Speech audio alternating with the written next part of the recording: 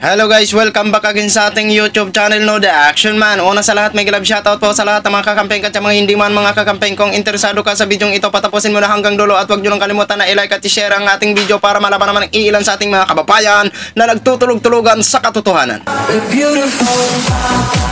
So muli naman nagbabalik ang nag-iisa nyong host na si The Action Man para magbigay ng komentaryo at reaction sa mga mainit ng issue ng bayan. So ito ho mga ka-action, mga kakampeng, no, may gusto lang ho ako na i-share sa inyo. Ito po ay banat o reaction ni Harry Roque laban dito kay Senadora Risa Hintuberos about ito sa usaping issue ni Kibuloy ho mga ka-action. Ito po, paulit-ulit na sinabi ni Harry Roque na basura, basura, basura o mabasura ang nasabing mga kaso. Ito po, at itong pinagtataka ko dito, pinagtulungan si Senator Risa Hintuberos, ang dalawang host din ng AC Minaya. Akala ko ba kasi sa host o mga anchor is ano lang, hanggang lang magbalita. Pero ito parang ano pa, kung sa mga apoy pa, parang tinutulungan na parang lumaki ang ulo ni Harry Roque. Oo mga ka-action. So ito ho mga ka-action, panoorin po natin itong nasabing parang pag-underestimate ni Harry Roque ho mga ka-action. Ikaw naman kasi, partner.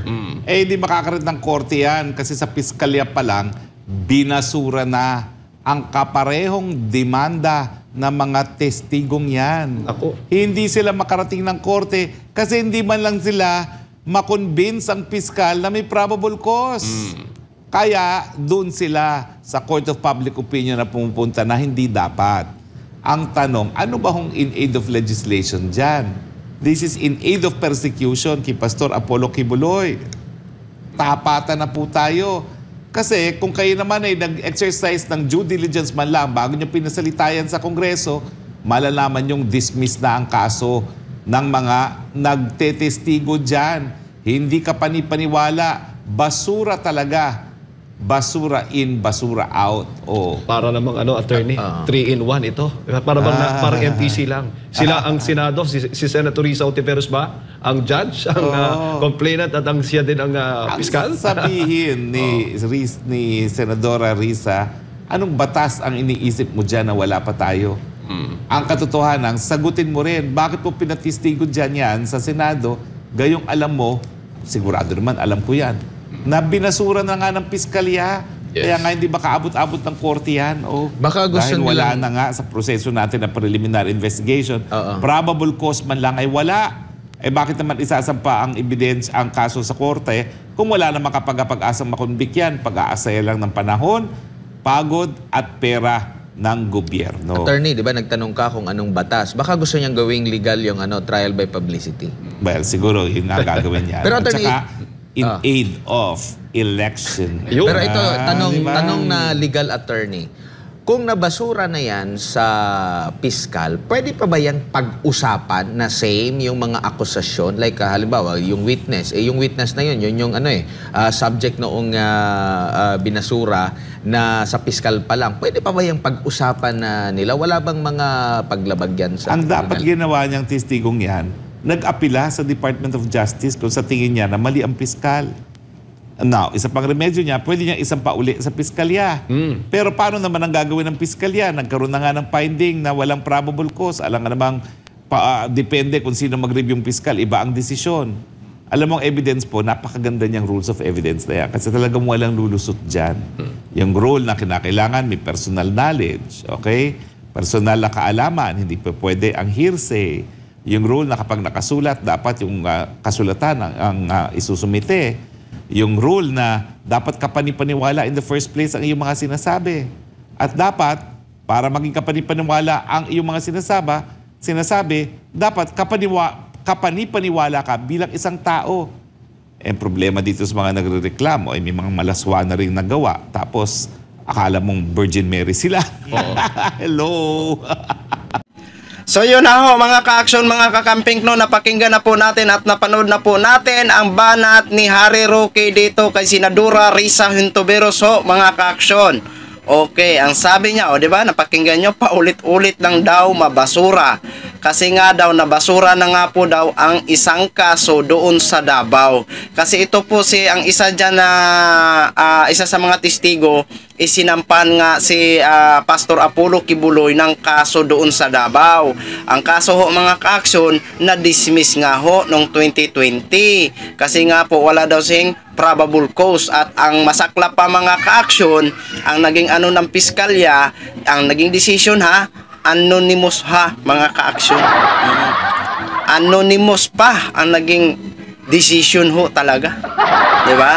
So, alam naman natin mga ka-aksyon, taga saan ba si Pastor Apollo Kibuloy? 'Di ba, taga Davao? Oh, sino ba yung mga ano sa Davao? 'Di ba?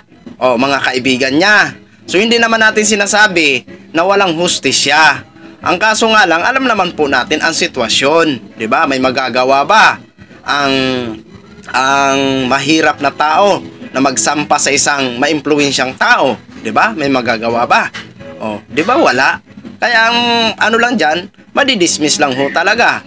Pero dito, kung na-dismiss man doon sa Davao, wala naman pinagbabawal na pwede pang buhayin ang nasabing kaso na isinampa, 'di ba?